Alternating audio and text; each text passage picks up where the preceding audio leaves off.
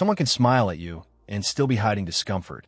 Someone can say, "I'm fine," while their body tells a different story. Sometimes the truth appears for less than half a second, in the eyes, the lips, the shoulders, or the hands. This is the silent language of body language and micro-expressions. And once you learn to notice it, every conversation starts to look different. The first thing is this: the face often reveals emotion before the person controls it. A micro-expression is a very fast facial expression that can appear when someone feels an emotion but tries to hide it, suppress it, or replace it with another expression. It can be so quick that many people do not consciously notice it. But the emotional impact is still there. Imagine someone receives unexpected news.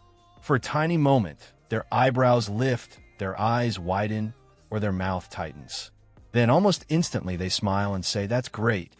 The smile may be polite, but the first reaction may have already revealed surprise, fear, disappointment, or tension. This does not mean you should assume you know everything about that person. One expression alone is not proof, but is a clue.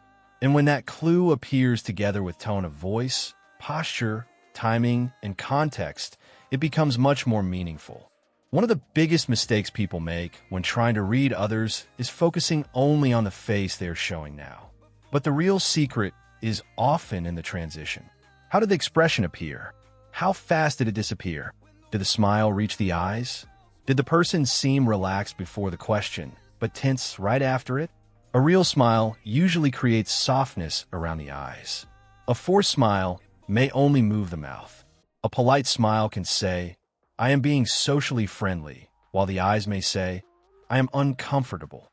And this is why the face is so fascinating.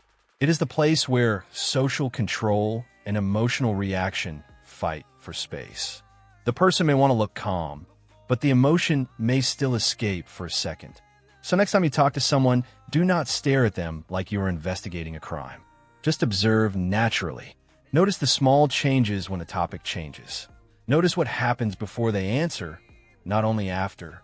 And if you enjoy videos that help you understand people better, leave a like and subscribe to the channel, because this kind of knowledge changes the way you see everyday conversations. The second thing is, the eyes can reveal attention, discomfort, and emotional pressure. People often say that the eyes are the window to the soul. That may sound dramatic, but there is some truth in the idea that the eyes reveal a lot about where someone's attention and emotional energy are going. When someone is interested, their eyes usually become more engaged. They may look at you more often, follow the conversation closely, and react to details. When someone is uncomfortable, they may break eye contact more frequently, blink more than usual, look toward an exit, or scan the room as if they are searching for relief. But here is the danger. Eye contact does not mean the same thing in every situation. Some confident people avoid intense eye contact because they are thinking. Some nervous people force eye contact because they do not want to look nervous. Some cultures see direct eye contact as confidence, while others may see it as disrespectful. So the key is not eye contact equals truth or looking away equals lying. That is too simple. The real key is change. If someone normally looks relaxed and steady, but suddenly avoids your eyes when a specific subject appears, that change matters.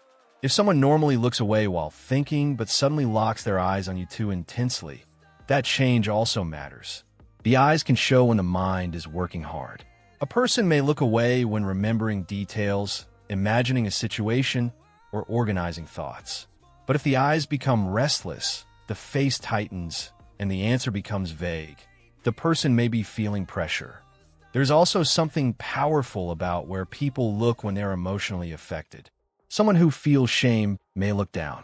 Someone who feels challenged may hold eye contact longer. Someone who feels threatened may keep checking your reactions. The eyes do not give you the full story, but they tell you where to pay attention. The third thing is, the hands often reveal what the mouth tries to hide. Hands are emotional instruments. When people are calm, their hands usually move naturally. They gesture, open, relax, and support what they're saying. But when tension rises, the hands often change. A person may rub their fingers together, touch their neck, hide their hands under the table, squeeze an object, crack their knuckles, or repeatedly adjust something that does not need adjusting. These movements are often self-soothing behaviors. The body is trying to regulate stress. It is almost like the nervous system is saying, I need to release this pressure somehow. Open hands can create a feeling of honesty and comfort. Closed fists can show tension, control, or anger. Hands hidden in pockets can suggest insecurity, secrecy, or simply comfort, depending on the context. Again, context is everything. One powerful sign is when someone's gestures become smaller. Maybe they were speaking with energy, using their hands naturally, and suddenly they become still. That sudden reduction can suggest caution, fear of saying too much, or emotional restraint. The opposite can also happen. Someone may use exaggerated gestures to convince, impress, or dominate the conversation. Big gestures are not always confidence. Sometimes they are performance. The hands are especially revealing during difficult questions. Ask someone about something easy, and their gestures may be smooth. Ask something that touches a sensitive area, and the hands may freeze, tighten, or become restless. That is why trained observers do not just listen to words. They watch what the body does while the words are being spoken. The fourth thing is, posture tells you how safe or threatened someone feels. Posture is one of the clearest signals of emotional state because it involves the whole body. When people feel confident or safe, they often take up space naturally. Their shoulders are more open, their chest is less collapsed, and their movements look freer. When people feel insecure, judged, or uncomfortable, they may shrink. The shoulders move inward, the head lowers, the arms protect the body, and the person may seem physically smaller. But posture is not only about confidence. It is also about protection. Crossed arms are often misunderstood. Many people say crossed arms always mean someone is closed off, but that is not always true. Someone may cross their arms because they are cold, comfortable, or simply used to standing that way. The real question is, when did the arms cross? If a person crosses their arms right after you mention a specific topic and their face tightens and their tone changes, then the gesture may be defensive.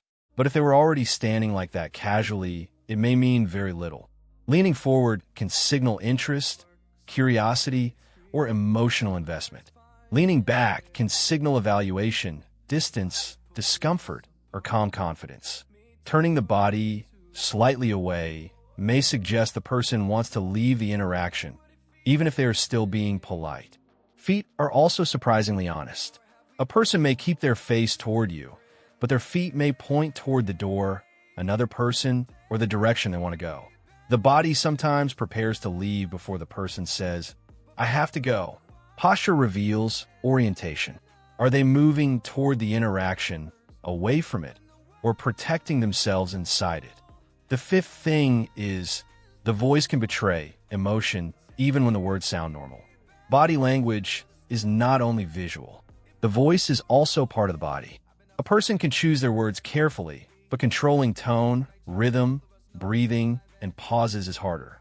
When someone is nervous, their voice may become higher, faster, quieter, or more unstable.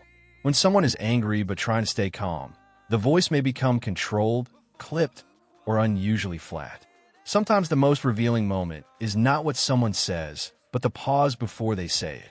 A natural pause can mean someone is thinking, but a sudden pause after a simple question may suggest emotional weight.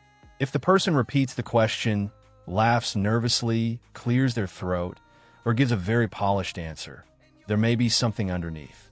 The voice can also show enthusiasm. When someone genuinely cares about a topic, their tone often becomes more alive. The rhythm changes. The energy rises.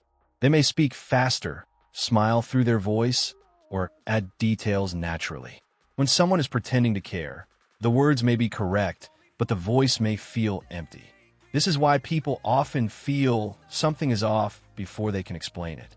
Their brain is not only processing the words, it is processing tone, timing, emotion, and inconsistency.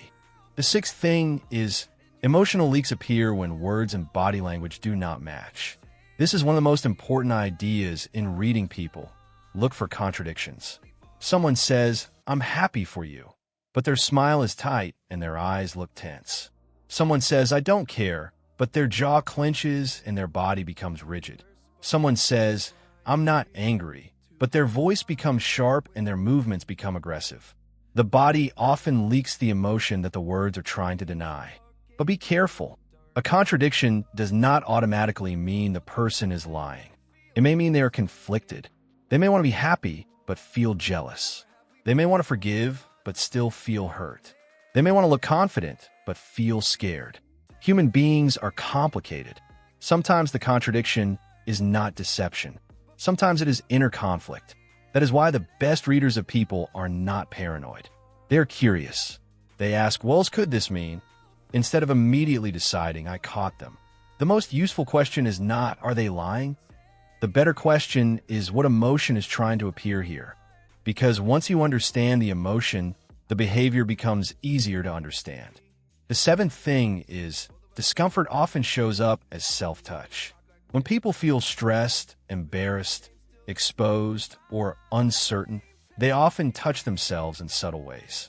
They may rub the back of the neck, touch the face, cover the mouth, scratch the arm, adjust their clothing, play with hair, or press their lips together. These movements can help the nervous system calm down. It is the body's way of creating comfort. Think of a child holding a blanket when scared. Adults do a more subtle version of the same thing. They touch the neck, face, hands, or arms to feel grounded. The neck is especially interesting because it is a vulnerable area. When someone touches or protects the neck during a tense conversation, it can suggest discomfort, insecurity, or emotional exposure. Covering the mouth can sometimes appear when someone is holding back words, feeling embarrassed, or reacting internally. But again, never isolate one gesture. A person may simply have an itch. The pattern matters. The timing matters. The baseline matters. If someone touches their face normally throughout a conversation, it may not mean much. But if they suddenly begin self-touching when a specific question is asked, the body may be reacting to pressure. The eighth thing is, attraction and connection often appear through mirroring. When people feel connected, they often begin to mirror each other without realizing it. One person leans forward and the other leans forward. One person speaks softly and the other lowers their voice. One person smiles and the other smiles back. Their rhythm begins to match. This does not always mean romance. Mirroring can happen between friends, co-workers, family members, and even strangers who feel comfortable together. It is a sign of rapport. When people are in sync, the conversation feels smooth. There is less interruption, more shared rhythm, and the body language becomes compatible. They may turn toward each other, match energy levels, and respond with similar expressions. But when there is tension, the bodies often fall out of sync. One person leans in, the other leans away. One person smiles, the other stays cold. One person becomes animated, the other becomes closed. This mismatch can reveal emotional distance. Mirroring can also be used intentionally, but it must be subtle and respectful. If you copy someone too obviously, it feels strange. Real connection is not imitation. It is alignment. The ninth thing is, anger often appears before it becomes obvious. Anger does not always begin with shouting. It often begins in the jaw, the eyes, the breathing, and the hands. A clenched jaw, tightened lips, narrowed eyes, tense shoulders, or sudden stillness can all suggest rising anger. Some people become louder when angry. Others become quieter. That quietness can be even more intense because the body is holding pressure inside. A person who is angry may also become very controlled. Their words may sound polite, but their body becomes rigid. Their smile disappears quickly. Their movements become sharp. Their breathing changes. One of the most important signals is the jaw. When someone is holding back anger, the jaw may tighten as if they're physically stopping words from coming out. Another sign is reduced blinking or a fixed stare. This can happen when someone feels challenged, threatened, or ready to confront. But anger can also hide behind sarcasm, forced laughter, or dismissive comments. The person may not say, "I am angry." Instead, they may say, interesting, of course, or do whatever you want, while their body tells a different story. Reading anger early is useful because it helps prevent escalation. If you notice tension rising, you can slow down, lower your tone, give space, or ask a calmer question. The 10th thing is, the best way to read people is to compare them with themselves, not with everyone else. This is the golden rule. You cannot accurately read someone if you do not know their normal behavior. Some people naturally speak fast.